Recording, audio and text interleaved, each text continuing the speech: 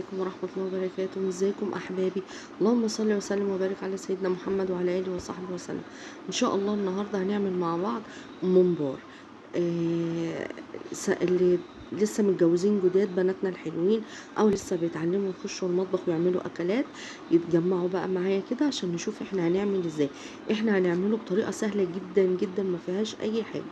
معايا كيلو ممبار زي ما انتم شفتوا كده في اول الفيديو، متنضف ومغسول ومنقوع في ملح وخل وليمون.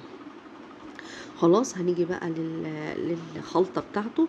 معايا كيلو ربع رز وعليه كزبرة وشبت ونص حزمة بقدونس وفلفل حامي وفلفل رومي بارد، وعليه معلقة توم مهروسة، وهنقطع بصلتين زي ما انتوا شايفين كده، بصل مكعبات، لان انا هعمله ني في ني، مش هعمله تسبيكه زي ما انتوا شايفين كده. وما ننساش طول ما احنا واقفين نصلي على الرسول عليه الصلاه والسلام ونذكر الله عشان ربنا يبارك لنا في حياتنا وفي دنيتنا وفي المعيشه بتاعتنا. ربنا يرخص قوت المسلمين يا رب. اللهم صل وسلم وبارك على سيدنا محمد وعلى اله وصحبه وسلم. زي ما انتوا شايفين كده حبايبي، احنا نقطع بقى البصل مكعبات كده. وما تخافوش، كل الحاجات دي هتستوي لما يتسلق الممبار. طبعا انا معلقه على حله ميه على البوتاجاز وموطيه عليها، عشان ايه؟ على ما اخلص حشو الممبار يكون هي الميه غلت. الميه دي بقى حاطين فيها ايه؟ حاطين فيها ورق لورا، حبهان،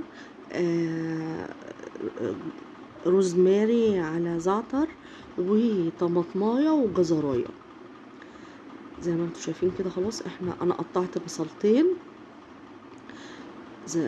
بصلتين حلوين كده او 3 على حسب ما انت بتحبي البصل. احنا بنحب فيها البصل كتير، وكل ده هيدوب اساسا في الخلطة.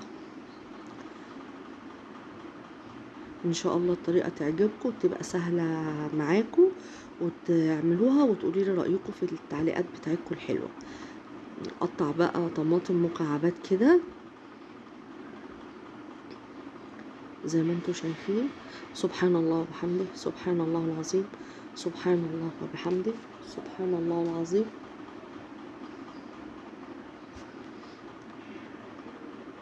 قطعنا كده الطماطم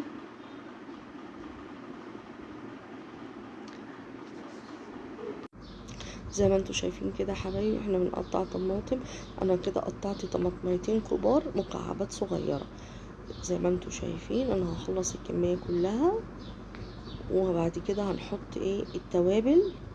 وهضرب شفشق طماطم، ملح، كمون، كزبرة، فلفل اسمر، 7 بهارات، ونعناع، نعناع ناشف تجرشيه كده بايدك، او نعناع اخضر. ومعايا هنا شفشق خلاط طماطم، عصير طماطم. انا بدعك كل المكونات دي بالتوابل كله في قلب الرز والطماطم والبصل زي ما انتوا شايفين كده. وبعد كده هنزل بعصير الطماطم. اللهم صل وسلم وبارك على سيدنا محمد وعلى اله وصحبه وسلم. اهو نزلنا بعصير شفشق الطماطم. هنقلب كله. انا بعمله ني في ني، مش يعني انا المره دي عاملاه ني في ني، مش بالتسبيكه زي ما انتوا شايفين كده. وبيبقى عسل وفي منتهى الجمال، سريع سريع يعني زي ما انتوا شايفين. سبحان الله وبحمده، سبحان الله العظيم، سبحان الله وبحمده، سبحان الله العظيم. ان شاء الله تجربوا الطريقه بتاعتنا دي وتعجبكم، وتقولوا لي رايكم في التعليقات الحلوه بتاعتكم. الممبار بقى اهو زي ما انتوا شايفين. طبعا احنا شطفناه شطفه تانية بعد ما كنت نقعاه في ملح وخل وليمون. بعد ما غسلته احنا ايه شطفته تاني قبل ما اشتغل فيه عشان الملح يعني. اهو انا بقى هحشيه. انا بفتح بايد صباعين الاتنين كده وبايد، وبحشي بالايد التانية زي ما بناتنا الحلوين كده شايفين. هي طريقة سهلة جدا جدا، ما فيهاش اي حاجة. وبقى ايه، بظبط بقى الرز كده، بفرده كله في قلب الممبرايه عشان يبقى متساوي، وما نحشيهوش نعبيه على الاخر، يا دوبك بس كده بسيط يعني. هنطبطب كده على اهو شايفين.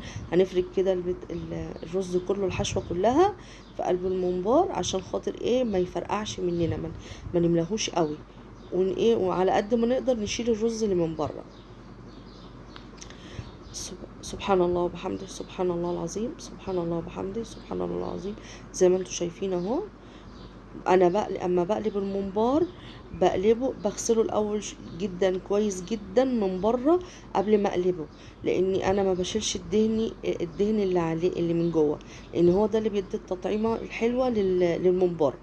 فانا بغسله كويس جدا جدا بالخل والملح من بره والليمون. بعد كده اروح قلباه ومكحتاه ومنضفاه كويس جدا، ودعكاه بقى بحبه ملح كده حلوين جدا بعد ما اكحته وانضفه. بعد كده بروح شطفاه من الملح، يعني دعكاه حبه حلوين كده بالملح، وسايباه ادي نص ساعه ساعه ياكل ويهري كده في النظافه بتاعه الممبار. بعد كده اروح شطفاه شطفه حلوه من الملح اللي فيه، واروح غسلاه تاني بالخل والليمون مرتين تلاتة لغايه لما الاقيه نضيف خالص بقى زي القشطه كده زي ما انتوا شايفين. اروح نقعاه في معلقه خل وليمون وخل، سايباه كمان ساعه ولا ساعتين. وبعد كده قبل ما اجي اشتغل فيه اروح شطفاه شطفه حلوه وحطاه في المصفى يتصفى زي ما انتوا شايفين كده. شايفين بسم الله ما شاء الله، لا يبقى ليه ريحه ولا اي حاجه خالص. وهتشوفوا الوقت الشوربه بتاعته كمان لما اجي اسويها يبقى عامله ازاي. شايفين اهو بفتح كده بصباعين الاتنين دولت وبحشي بالايد التانية. سهل جدا جدا وتخلصي الكمية في بسرعة، في منتهى السهولة يعني، تخلصيه بسرعة جدا. اهم حاجة بس على قد ما نقدر ننضف الرز اللي من بره المنبرايه. اللهم صل وسلم وبارك على سيدنا محمد وعلى اله وصحبه وسلم. سبحان الله وبحمده، سبحان الله العظيم، سبحان الله وبحمده، سبحان الله العظيم. زي ما انتوا شايفين كده احنا خلصنا الكميه كلها اهي، وعلى قد ما قدرنا نضفنا الرز من على المنبرايه من بره اهو. طبعا الطول ده هو هيكش لما يتحط في الميه، فمش يعني هيكش كده وانا ما بقفلهوش من هنا ومن هنا. هوريكم دلوقتي احنا هنعمله ازاي. خلاص كده الميه اهيت بسم الله ما شاء الله. الميه غليت زي ما انتوا شايفين، حاطين فيها ورق لورا، حبهان ومستكه وفلفل اسمر وروزماري وزعتر وطماطمايه وجزرايه وبصلايه مقطعينها نصين اهو. انا بنزل بيها كده، اول ما بنزل بيها بتقفل اهو.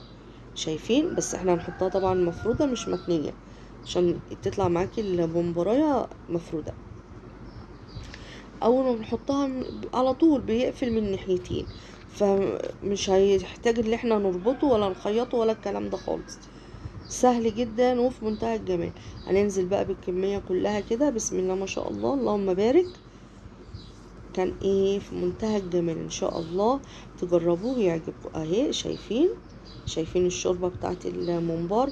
هو في ناس بتحب بتشرب الشوربه بتاعت الممبار زي ما انتوا شايفين كده بسم الله ما شاء الله. انا بخليه ما يستوي ادوس عليها كده الاقيها الجلده بتاعت الممبار دخلت معايا لجوه كده زي ما انتوا هتشوفوا معايا دلوقتي اهو. شايفين بسم الله ما شاء الله. والرز من جوه استوى اهو زي ما انا بوريكم كده. دي الكميه كلها، انا كنت عامله كيلو اللهم بارك. دي الكميه كلها. انا بقى معايا هنا الزيت، انا ما بحط الزيت كتير ولا حاجه، هو يا دوبك بس على حبه على قد التحمير زي ما انتوا شايفين كده. انا بس بختبر الزيت قدح ولا لا. اللهم صل وسلم وبارك على سيدنا محمد وعلى اله وصحبه وسلم. بسم الله الذي لا يضر مع اسمه شيء في الارض ولا في السماء وهو السميع العليم. اهو هنزل بقى بالممبار زي ما انتوا شايفين. حاجة في منتهى الجمال، عسل وطعمه كان في منتهى الجمال بسم الله ما شاء الله اللهم بارك. اهو زي ما انتوا شايفين يا حبايبي اقلب على الوشين. خلاص كده احنا حمرناه وطلعناه. طبعا انا فرشت الارضيه هنا اي خضره عندك، بقدونس شبت كزبره مجموعه على بعضيها جرجير. انا فرشت حبه من الخلطه اللي انا كنت عاملاها الشبت والكزبره زي ما انتوا شايفين. والتحمير بتاعه في منتهى الجمال، مقرمش وطري في نفس الوقت اهو. شايفين؟ انا هوريه لكم معايا بسم الله ما شاء الله. والخلطه وريحته كانت في منتهى الجمال. اللهم صل وسلم وبارك على سيدنا